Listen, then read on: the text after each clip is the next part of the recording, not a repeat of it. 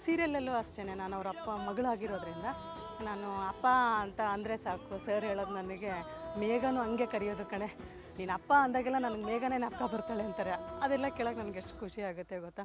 ಮತ್ತು ನನಗೆ ನನ್ನ ಅಪ್ಪ ಅಮ್ಮ ತೀರೋಗಿದ್ದಾರೆ. ಆ ಒಂದು ಕೊರತೆನ ನಾನು ಇಲ್ಲಿ ನನ್ನ ಅಪ್ಪನ ಹತ್ರ ಮಾತಾಡಿದಾಗೆಲ್ಲ, ಸುಂದರರಾಜ್ ಸರ್ ಹತ್ರ ಮಾತಾಡಿದಾಗ ಆ ಕೊರತೆ ನನಗೆ ಇಲ್ಲ ಅನಿಸ್ಬಿಟ್ಟಿದೆ. ಅನಿರುದ್ಧ್ ಸರ್ ತುಂಬಾ ದೊಡ್ಡ ವ್ಯಕ್ತಿ ನಮಗೆ, ಬಟ್ ಕ್ಯಾರೆಕ್ಟರಲ್ಲಿ ನನಗೆ ಅವ್ರ ಅಣ್ಣ. ರಕ್ಷಾಬಂಧನ ಹಬ್ಬ ಆಗಿರುತ್ತೆ. ರಕ್ಷಾಬಂಧನ ಹಬ್ಬ ಆದಾಗ ಆ್ಯಕ್ಚುಲಿ ನಾನು ವಿಶ್ ಮಾಡಿರಲ್ಲ, ಬಟ್ ಅವ್ರು ಕೇಳ್ತಾರೆ, ನೆಕ್ಸ್ಟ್ ಶೂಟಿಂಗ್ ಬಂದಾಗ ಕೇಳ್ತಾರೆ, ಏನಮ್ಮ ರುಕ್ಮಿಣಿ ನೀನು ಅಣ್ಣ ಅಣ್ಣ ಅಂತ ಸೀರಿಯಲಲ್ಲೆಲ್ಲ ಹೇಳ್ತೀಯಾ, ರಕ್ಷಾಬಂಧನಗೆ ಒಂದು ವಿಶ್ ಮಾಡಿಲ್ವಲ್ಲ ನೀನು ಅಂತಾರೆ. ಸೊ ಆಗ ಆ್ಯಕ್ಚುಲಿ ಬೇಜಾರಾಗುತ್ತೆ, ನಾನು ಮಾಡಬೇಕಿತ್ತು ಅಂತ. ಸೊ ಅಷ್ಟು ಕೇರ್ ಆ್ಯಂಡ್ ಕನ್ಸರ್ನ್, ಅಷ್ಟು ಪ್ರೀತಿಯಿಂದ ನಮ್ಮನ್ನು ನೋಡ್ಕೊಳ್ಳೋದು.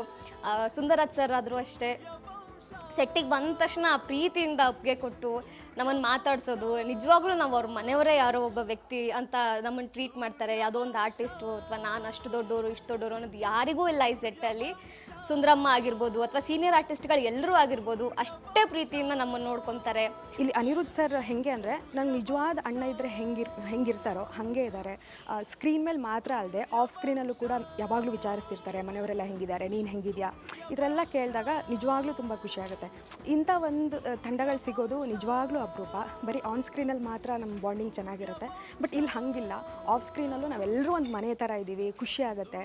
ಆಮೇಲೆ ಸುಂದರಾಜ್ ಸರ್ ಕೂಡ ಅಷ್ಟೇ, ತಾತ ಅವ್ರು ನೋಡಿದಾಗೆಲ್ಲ ನಿಜವಾಗ್ಲೂ ನಮ್ಮ ತಾತ ಇದ್ದಿದ್ರೆ ನಾವು ಹೆಂಗೆ ಇರ್ತಿದ್ವಲ್ಲ ಹಾಗೆ ಅನಿಸ್ತಿತ್ತು.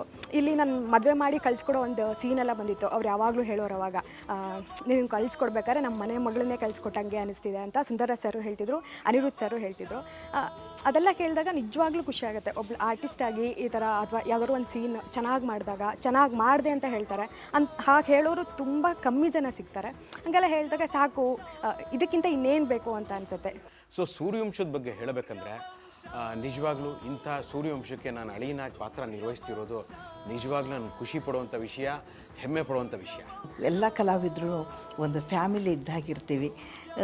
ಮತ್ತು ಅನಿರುದ್ಧ್ ಅವರು ಜೊತೆಯಲ್ಲಿ ಪಾತ್ರ ಮಾಡೋದು, ಸುಂದರರಾಜ್ ಅವ್ರ ಜೊತೆಯಲ್ಲಿ ಪಾತ್ರ ಮಾಡೋದು, ಸುಂದರಶ್ರೀ ಅವ್ರ ಜೊತೆ, ಇದೆಲ್ಲ ನಮಗೆ ಒಂಥರ ಖುಷಿ ಕೊಡ್ತಾ ಇರುತ್ತೆ. ಸೊ ಒಂದೊಳ್ಳೆ ಫ್ಯಾಮಿಲಿ ಅಟ್ಮಾಸ್ಫಿಯರೇ ಬಂದಾಗ ನಮ್ಗೆ ಇಲ್ಲಿ ಶೂಟಿಂಗ್ ಮಾಡೋಕ್ಕೆ ಬಂದಾಗ ಯಾವಾಗ ಬಂದ್ವಿ, ಯಾವಾಗ ಹೋದ್ವಿ, ಯಾವಾಗ ಮುಗೀತು ಗೊತ್ತಾಗ್ತಿಲ್ಲ.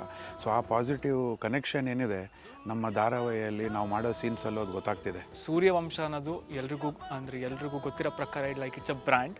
ವಿಷ್ಣು ಸರ್ ಕೂಡ ಒಂದು ಮೂವಿ ಮಾಡಿದ್ದಾರೆ. ಸೊ ಅವರ ಅಳಿಯನ ಜೊತೆ ನಾನು ಈ ಸೀರಿಯಲ್ ಮಾಡ್ತಿರೋದು ನಂಗೆ ಒಂದು ತುಂಬ ಖುಷಿ ಇದೆ.